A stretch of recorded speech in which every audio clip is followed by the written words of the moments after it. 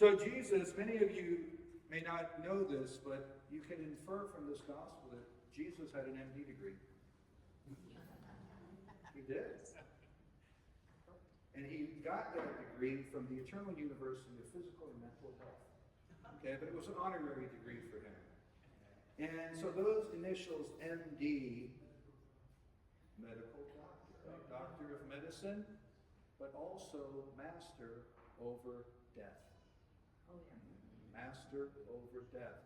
We heard in the first reading, right? He didn't create death. God didn't create death. It was never intended to be. Our bodies and souls were in harmony with each other. And the intention from the very beginning was for us to be eternally alive. Eternally alive, to be filled with the life of God, to experience that joy. And we see in this gospel from Mark two scenarios, right? One of a young girl, 12 years old, who's mortally ill, and this woman who has been suffering for 12 years with bleeding. And that purposeful use of the number 12 is purposeful by Mark because you're going to see the connection shortly. So Jesus is here on his way to Jairus' daughter to heal her, and he gets interrupted by this woman who, if I can just touch his cloak, to be healed. Her faith drives her there. And I don't know if you know this, but in those days, anything with blood, you were considered unclean, impure. But it carried throughout many layers in the social world. The religious, you couldn't take part in religious things because you're unclean. Anything you touched is unclean. It was embarrassing for the person. You were ostracized. You were just, get away. Like, remember, leper. They used to say, leper, stay away. It was that same type of stigma attached to people who had anything with blood going on. So this poor woman, really, imagine that, for 12 years. So, but her illness, the message here, the illness is not only physical. Her illness is also spiritual. And that's the message for us to be thoughtful about, to be mindful of, is that we too suffer spiritual sickness. And the sickness comes from sin. And that sin leads us to what? Shame and embarrassment and despair and despondency. I'm not good enough. I'm a terrible, bad person. And we don't feel we can even come to church. When church is exactly where we need to be. Right? We've heard Pope Francis say the church is a hospital. It is a hospital. And Jesus is the divine physician. And so we should not allow shame or our sinfulness to stop us, but come to the sacraments. First, to confession. I love when somebody comes to me and says, bless me, Father, for I have sinned. My last confession was, 30, 40, 50, 60 years. I'm like, welcome back. That's like so joyful.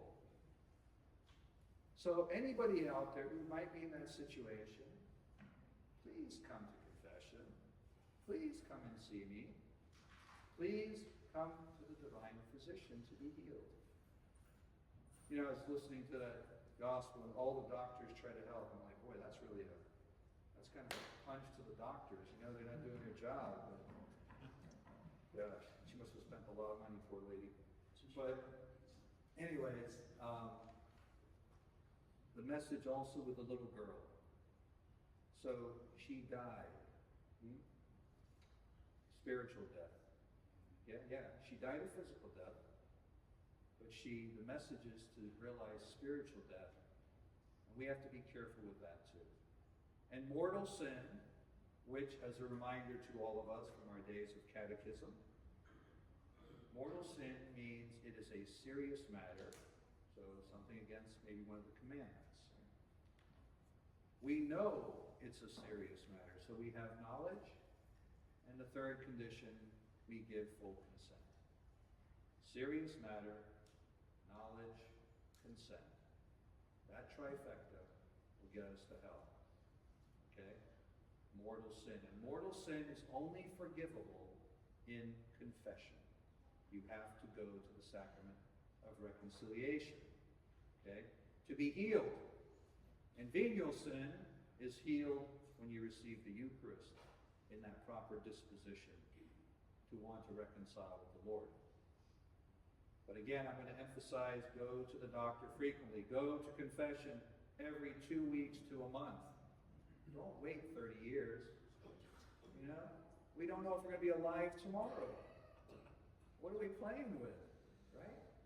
Playing with fire. So for those of you who are struggling, and all of us are, at some point in our lives it's going to happen. Is it a child that we have raised in the Catholic faith, and now they're out there living a completely immoral life? And what does the parent say? What have I done? Where did I mess up? You didn't mess up. All right? It's just that the world and the evil forces got a hold of your child. Okay? Continue to pray. Continue to put little breadcrumbs in front of that child gently so you don't scare them away too much. Invite them to church or confession. But know that Jesus Christ can bring your child back. And if you've lost a loved one and you have that hole in your heart, Jesus knows that pain just like he knows the pain of the woman who was suffering for 12 years. He's right there with us in the midst of it. All he asks is have faith. Have faith and trust in me. I mean, that woman probably had to sneak through the crowd, kind of, unnoticed, and she probably got down and just, and Jesus felt the power come out of him. Do you realize we touch Jesus? Every time you come to Mass, you touch Jesus. He's in the palm of your hand. You're not just touching a hand. You're touching the person. And the person is touching you. Let him come and heal you. Throw the shame and the pride and the embarrassment and whatever it is that's getting in your way, and come to him in humility and thanksgiving. And then when a dog does something wrong, and you kind of shout at him, and his tail kind of goes between when his head goes down, even if you got to come to him that way, come whimpering, but come to him. That's what the sacraments are. Sacraments are those moments where we touch the hem of Jesus' garment. And the ultimate sacrament is the Eucharist, because it was through his passion, death, resurrection, and ascension, what he did on that cross, is what has conquered death. So though this body will die, by the grace of God, and by constantly giving my will over to him, as all of us must do, we too will have new, resurrected, glorified bodies in complete harmony, as it was always intended to be, with our souls. That's why we're here today. That's the faith and trust we must have. God is not a God of the dead. He is a God of the living. Thanks be to God.